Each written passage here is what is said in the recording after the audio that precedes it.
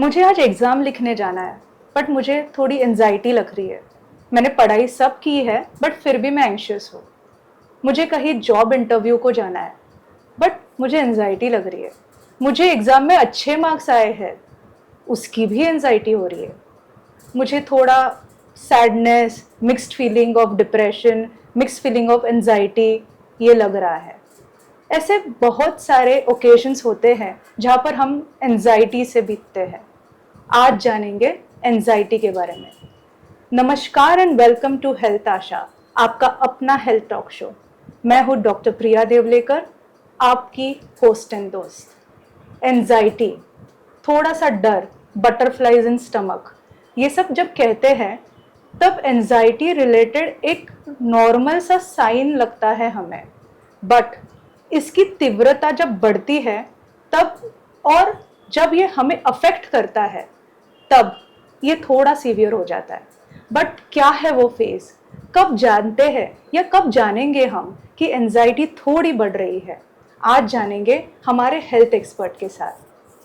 हमारे साथ जुड़े हैं a respectable name in the field of psychiatry, doctor Sanjay Kumawat sir. Sir has an experience of more than 40 years in treating patients with anxiety and also depression, suicidal thoughts, and various psychiatric disorder. It is my privilege to have Sir, a senior person like him, in Health Asha. Sir ex medical superintendent रहे हैं at Regional Mental Hospital at Thana. Also, Sir has been Deputy Director, Mental Health with Government of Maharashtra. Sir, thank you for accepting to be a speaker of the day. Sir, जैसे मैंने कहा कि anxiety हर एक चीज़ में होती है। जैसे मैं एक इंटरव्यू भी लेती हूँ, हाँ, थोड़ी बहुत वो एंजाइटी रहती है कि मैं वो ठीक कर पाऊंगी कि नहीं। इंटरव्यू अच्छा हुआ फिर भी एक्सेसिव हैप्पीनेस होता है। क्या होती है ये एंजाइटी, और क्या ये एक्सेसिव हैप्पीनेस, एंजाइटी, सैडनेस क्या होता है ये? देखो, एंजाइटी या घबराहट कभी कभी फायदेमंद है। मेरे सामने मैं दूर से शेर देख रहा हूँ और वो शेर की आवाज़ सुन के या थोड़ा सा उसकी आने की आहट सुन के मैं अपने आप को सुरक्षित जगह पे रख देता हूँ। तो कोई गलत बात नहीं है। परीक्षा के लिए मुझे एंजाइटी आ जाती है, पढ़ाई करता हूँ, जम लगा के पढ़ाई करता हूँ, उस प्रकार से जो तैयारी करता हूँ, टाइम टेबल बना देता हूँ कि मैं ईमानदारी से उसकी पढ़ाई करूँ ताकि परीक्षा में मुझे कोई गड़बड़ ना हो जाए। परंतु जब यही घबराहट इस तीव्रता पे हो जाती है कि वो मेरी परीक्षा में मेरा जो कंसंट्रेशन है, मेरा जो आत्मविश्वास है, मेरे जो फिजिकली लिखने की ताकत है, अगर उसके ऊपर अगर असर करे, मेरी जो नींद है परीक्षा के 2 दिन 3 दिन पहले उसकी गड़बड़ करे, मेरी जो खाना पीने की भूख है उसके ऊपर मुझे तकलीफ दे या सरदर्द करे, तो उसको हम बीमारी कहेंगे, उसको हम एंजाइटी इन रियल सेंस कहेंगे। अच्छा sir. Happiness is a feeling, exactly opposite. Okay sir. While sadness is a normal feeling. अब कभी भी कुछ किसी भी चीज में हार हो जाती है तो सैड हो जाते हैं। यस। बट एंजाइटी बरकरार रखेगी हम तो उसके हम बीमारी कहेंगे। अच्छा, आज सर, आज जब आप जैसे आपके पास एक हर एक एज ग्रुप के पेशेंट्स आते हैं, बच्चे आते हैं, बड़े आते हैं, सीनियर पीपल आते हैं, ऐसा कौन सा कॉमन एज ग्रुप है जो जिसमें एंजाइटी ज़्यादा पाई जाती है? देखो, एंजाइटी की बात ऐसी है कि बच्चों से लेकर टीन्स तक एंजाइटी आ जाती है और वो जो फ्लेक्सिबिलिटी रहती है, इलास्टिसिटी रहती है माइंड की, वो भूल भी जाते हैं और उससे बाहर भी आ जाते हैं। लेकिन जब हम एक्चुअल कॉम्पिटिटिव लाइफ में जीना शुरुआत करते हैं, पढ़ाई हो, उसके बाद में करियर हो, सो 20 साल की उम्र से आगे तक हम चलना चालू कर देते हैं। 20-25 साल की उम्र से around mid 20s we are fighting with many issues, challenges of life. और इस समय फिर एंजाइटी इस प्रकार से ठान लेती है हमारे मन में कि उस घबराहट के कारण हमें नींद बिगड़ जाती है, भूख लगना कम हो जाता है, अच्छा। कुछ शारीरिक समस्याएं आ जाती है, या हम अपना आत्मविश्वास खो बैठते हैं। तो ये सब समस्या एक साथ आ जाती है जिसको हम कलेक्टिवली एंजाइटी कहते हैं। सर, आपके पास जैसे काफ़ी पेशेंट्स आते हैं, जैसे हमने पहले भी कहा कि डिफरेंट एज ग्रुप के पेशेंट्स होते हैं। हमने अक्सर सुना है कि एंजाइटी में एक जो कॉमनली सुनते हैं वो होता है ऑब्सेसिव कंपल्सिव डिसऑर्डर। आपने सर ऐसे कितने पेशेंट्स ऐसे देखे हैं और एंजाइटी के क्या प्रकार होते हैं? एंजाइटी कहेंगे तो एंजाइटी के वैरायटीज या टाइप्स हम कहेंगे। एक है जनरलाइज एंजाइटी, जिसमें इंसान को लगता है कि हर चीज़ के बारे में उसका क्या भविष्य है, उसका क्या फ्यूचर है, इसके बारे में अनिश्चितता या अनसर्टेनिटी, जिसकी और उसके बारे में निगेटिव विचार कि ये होगा या नहीं, कर पाएंगे क्या नहीं, हम उस मंजिल तक पहुंचेंगे या नहीं। तो इस प्रकार से जनरलाइज एंजाइटी हो जाती है। दूसरा है पैनिक डिसऑर्डर, इसमें एक घबराहट सी रहती है, लेकिन सडन घबराहट इतनी हो जाती है कि उस टाइम वो व्याकुल हो जाता है, घायल हो जाता है, और उस टाइम उसको लगता है कि अब खत्म, सब कुछ खत्म, जैसे कि इंसान को हार्ट अटैक आ जाता है, उस प्रकार की हालत हो जाती है। पसीना पसीना हो जाता है, आवाज़ नहीं निकलती है, गला सूख जाता है, और चक्कर जैसा या ऐसा लगता है कि पूरा खत्म हो गया, पैनिक आ जाता है। तीसरी है सोशल एंजाइटी, जैसे कि हमको कोई स्पीच देना है, हमको कोई म्यूजिक कंसर्ट में कुछ परफॉर्मेंस देना है, या कोई नाटक में हमको कोई अभिनेता का रोल करना है। उस टाइम लोगों को अच्छा लगेगा कि नहीं, क्या मैं कर पाऊंगा कि नहीं, इत्यादि को लेके एक घबराहट सी हो जाती है। फिर उसके बाद में आता है हमारा ज़िंदगी में कुछ तो ऐसे अनुभव हो जाते हैं कि जो अनुभव इंसान के जो साधारण ज़िंदगी में अनुभव आते हैं उससे बढ़कर रहते हैं, उससे ज़्यादा रहते हैं।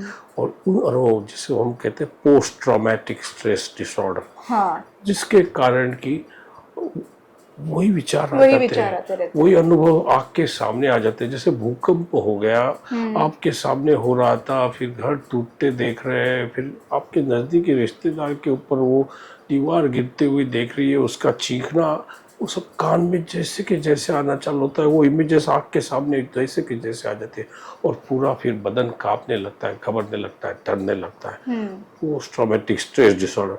कभी कभी क्या होता है कि स्पेसिफिक एंजाइटी, जिसमें किसी चीज को लेके हम डर जाते हैं, घबराहट हो जाती है, जैसे चूहा हो, कभी कभी हमको लिफ्ट में ऊपर जाना है, कभी कभी हमको फ्लाइट में जाके जर्नी करनी है, कभी इस प्रकार की ट्रेन की जर्नी भीड़ भाड़ में, उसमें भी हमको तकलीफ हो जाती है। तो इस प्रकार के एंजाइटी के अलग अलग टाइप्स हैं।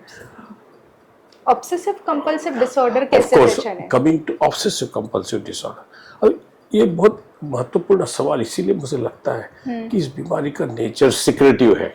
अच्छा। आपको जितना दिखता है उससे साधारण ज्यादा ही ऑब्सेसिव कंपल्सिव डिसऑर्डर के मरीज पाए जाते हैं। अच्छा। इस सिक्रेटिव नेचर होने के कारण हमें जो सामने आ जाते हैं उतनों को ही हम जान सकते हैं।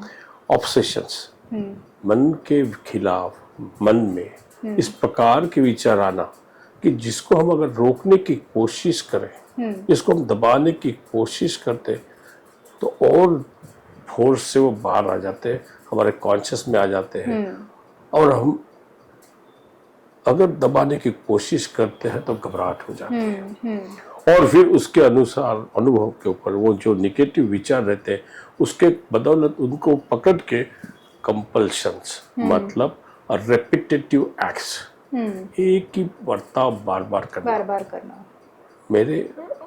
मैंने वो हाथ धोए नहीं, मेरे को लगता है अभी भी मेरे को वो गंदगी लगी है हाथ को, मैं दोबारा जाना हाथ साफ करना, नहीं फिर भी लगी है, फिर भी जाना वापस हाथ साफ करना, इस प्रक्रिया को 20-25 बार करना, और फिर भी मन संतोष नहीं होना, तो इस प्रकार के कंपल्शंस आ जाते हैं।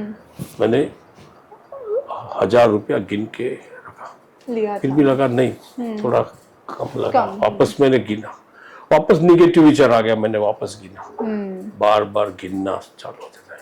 मैंने 2 और लॉक किया, मुझे लगता है नहीं, फिर भी बराबर नहीं लगा, मैं दोबारा जाके चेक करूंगा।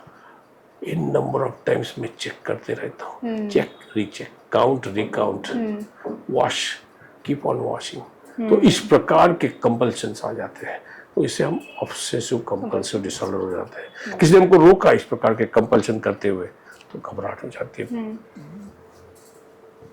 जैसे हम सर से सुनते हैं कि हमारे पहले भी अगर टॉपिक अगर आपने सुना होगा जिसमें सर ही थे और सर ने ही कहा था अबाउट डिप्रेशन, या अब हम जब बात कर रहे हैं अबाउट एंजाइटी, आपने एक देखा होगा कि जब ये नॉर्मल सी या नॉर्मल जब पेशेंट्स रहते हैं, जैसे एक नॉर्मल एंजाइटी होना हम सबके लिए नॉर्मल है, एक फेज़ आना निकल जाना, लेकिन कुछ ऐसे लक्षण होते हैं जिनमें हेल्प की ज़रूरत होती है। जैसे एक चीज़ को बार बार करना, अगेन ऑब्सेसिव कंपल्सिव, जैसे सर ने एक सिंपल वे में हमें कहा। इन लक्षणों को अगर आप या आपके नियर एंड डियर वंस में अगर आपको लगता है कि इनमें ये लक्षण दिख रहे हैं, तभी आपको एक्ट करना ज़रूरी है। With this message sir, we move forward again with anxiety. Anxiety के क्या सिम्टम्स होते हैं और क्या जांच करना ज़रूरी है? जैसे जो शब्द है एंजाइटी, घबराहट, तो घबराहट से लेके जो जो कुछ चीज़ें हैं, तो उसमें शारीरिक चीज़ें हैं, उसमें वैचारिक या भावनाओं की चीज़ें हैं, उसमें बर्ताव की चीज़ें हैं। जैसे भावनाओं को पकड़ के मैं घबरा जाता हूँ, डर जाता हूँ, मेरे मन में नेगेटिव विचार आ जाते हैं कि क्या होगा, मैं अक्सर नहीं करूँगा तो क्या होगा, या आगे क्या होने वाला है, क्या मैं इस प्रकार की सिचुएशन में मेरे को कोई नहीं होगा तो मेरा क्या होगा, क्या मैं गुजर तो नहीं जाऊंगा। फिर इसके बाद में मुझे कंसंट्रेशन में डिफिकल्टी आ जाती है, कुछ याद नहीं आ जाता है, और पूरा ब्लैकआउट हो जाता है, ब्लैंकनेस आ जाता है मन के सामने। और दूसरी बात है शारीरिक कोई तकलीफ है, जैसे मेरा पल्स रेट बढ़ जाता है, ब्लड प्रेशर बढ़ जाता है, पूरा शरीर बदन पसीना पसीना हो जाता है, मेरा आवाज नहीं फूटता है, गला सूख जाता है, चक्कर जैसा आ जाता है, सर भारी भारी हो जाता है, सर दर्द होने लगता है, बॉडी पेन हो जाना चालू हो जाता है, फटी हो जाता है, और कुछ करने की दिल नहीं करता है, किसी चीज के ऊपर मन नहीं लगता है। तो ये सब साधारण लक्षण आ जाते हैं। उसके बाद में फिर भावना के उसके साथ साथ हमारे बर्ताव बदल जाते हैं। जैसे जिस सिचुएशन में ऐसा हुआ मैं उसको अवॉइड करता हूँ, तो भीड़ में हो रहा है मैं नहीं जाऊंगा, हाँ। मैं वो ड्रामा में या मुझे कंसर्ट में पार्ट लेना है, मुझे स्पीच देना है, मैं नहीं जाऊंगा, तो आई बाय पीस, मैं नहीं जाता हूँ। परीक्षा मैं बोलता हूँ नहीं, इस टाइम नहीं बैठूंगा, मैं अगले टाइम बैठूंगा। तो इस प्रकार से मेरा एक अवॉइडेंस चालू हो जाता है उस समस्या के लिए, शॉर्टकट के हिसाब से। हाँ। इसके सर जैसे आपने ये लक्षण बताए, और इसके कुछ टेस्ट या इन्वेस्टिगेशंस करने हैं जब ये पेशेंट जैसे आपके पास आते हैं? अगेन जैसे हमने डिप्रेशन के बारे में सुना है कि सब्जेक्टिव एक्सपीरियंस, हाँ, अनुभव है वो इंसान का कि मुझे ये सब होता है, इस प्रकार के विचार आ जाते हैं, और ये विचार आने के बाद मुझे ये लक्षण आते हैं। कभी लक्षण आ जाते हैं, फिजिकली मैं घबरा जाता हूँ, फिर विचार नेगेटिव आ जाते हैं। So it's a mutual, I scratch your back, you scratch mind, relationship between thoughts and mind, मन के विचार और मन के अपने जो बर्ताव है, इनमें इस प्रकार का एक संबंध रहता है। एक प्रकार की इस प्रकार के साइकिल्स रिपीट होते जा लगते हैं। और दूसरी सबसे अहम बात है कि एंजाइटी होने के बाद हमारे बर्ताव के ऊपर जो असर होता है, जिससे हमारे दैनंदिन जीवन पे ऊपर काफी गहरा असर होता है। फिर हमारा पढ़ाई हो, हमारा कामकाज हो, हमारे पारिवारिक आपस में संबंध हो, हमारा एक ओवरऑल एनर्जी लेवल हो, इसके ऊपर फर्क पड़ता है। सर हम जानना चाहेंगे आपसे, इसकी ट्रीटमेंट क्या है? क्या मेडिसिन्स ही ट्रीटमेंट है, और कितने दिन तक मेडिसिन्स लेने पड़ते हैं? जैसे जब एंजाइटी का अटैक आता है, जैसे जनरलाइज एंजाइटी हो, पैनिक हो, ओसीडी या ऑब्सेसिव कंपल्सिव डिसऑर्डर हो या फोबिक डिसऑर्डर हो, इंसान उस हालात में जो व्याकुल हो जाता है, घायल हो जाता है, वो हेल्पलेसनेस इतना रहता है कि उस टाइम तुम बात करो, कुछ भी करो, कोई फायदा नहीं। दवा देना जरूरी है। उसके जो फिजिकल सिम्टम्स है और मेंटल जो ब्लैकआउट हुआ है उसको काम डाउन करना जरूरी है। तो उसे दवा देने की उस टाइम सख्त जरूरत रहती है। उस दवा के जरिए ये सब सिम्टम्स माइल्ड या जीरो हो जाते हैं। उसके बाद में समुपदेशन है, मेडिटेशन, प्राणायाम, योगा है, लाइफस्टाइल चेंजेस जैसे डाइट में है, इस प्लानिंग है। जैसे परीक्षा के लिए तुम प्लानिंग करो तो घबराहट नहीं होगी। आप सडनली चाहेंगे, आपको सडनली पता चलेगा 2 हफ्ते पे परीक्षा है, 6 महीने क्या किया आपने। तो ये सब चीजें उसको समुपदेशन में, काउंसलिंग में हम अगर बताएं तो काफी सारी एंजाइटी कम हो सकती है, समस्या कम हो सकती है। और बाकी भी थेरेपी बिहेवियर मॉडल्स है। जैसे घबराहट मुझे चूहे को देख के होती है, मुझे लीफ से लेकर होती है, मुझे ट्रैवलिंग ट्रेन में से होती है, मुझे फ्लाइट में होती है। तो हम उसको बिहेवियर के जरिए ग्रेजुअल डिसेंसिटाइजेशन करते हैं या सडन फ्लडिंग कर देते हैं, जिसके थ्रू ये बिहेवियर टेक्निक से उसका घबराहट ठीक हो जाए। बाद में कॉग्निटिव बिहेवियर थेरेपी, उसके विचार और उसके बर्ताव को लेके जो इरेशनल थॉट्स है, इलॉजिकल थॉट्स है, उनके ऊपर आघात करके उनको ये सिखाया जाता है कि कैसे इनमें बदलाव लाके लॉजिक, रैशनल थिंकिंग हमें लाना है। तो ये सब विविध इलाज के पहलू है। ओके सर, इनकी मेडिसिन अगर देते हैं तो कितना मतलब ये भी कस्टमाइज्ड ही होती है और कितने टाइम तक ये मेडिसिन लेनी पड़ती है? इसमें 2 बातें हैं। हाँ। एंजाइटी कभी पैकेज के साथ आती है, जिसको हम कोमॉर्बिड कहते हैं। Okay.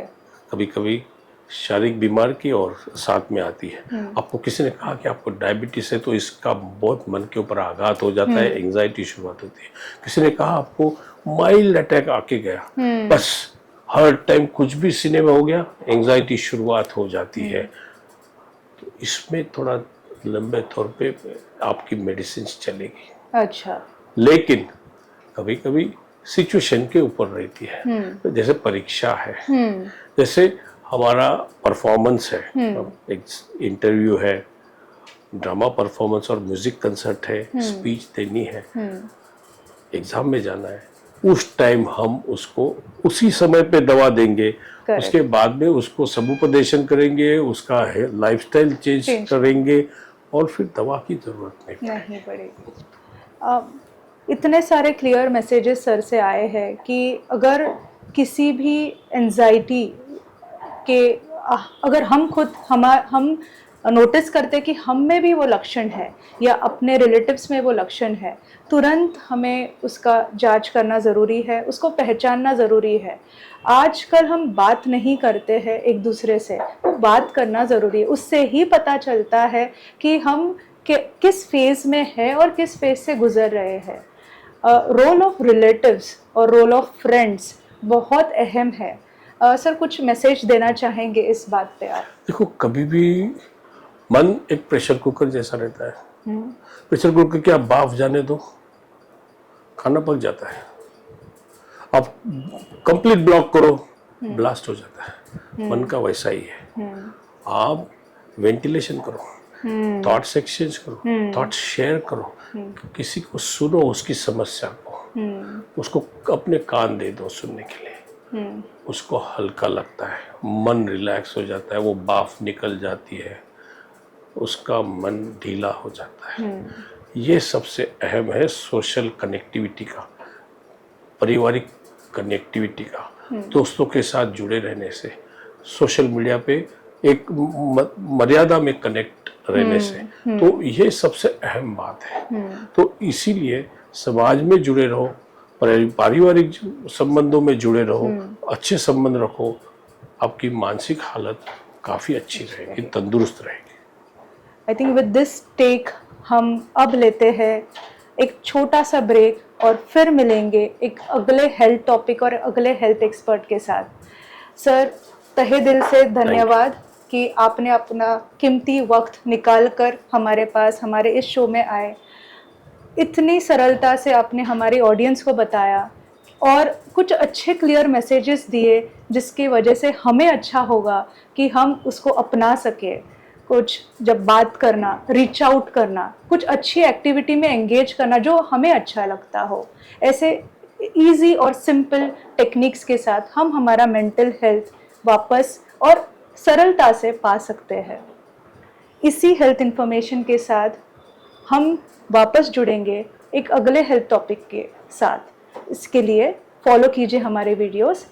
Do subscribe and follow health Asha at Dr. Priya Devlekar. Thank you.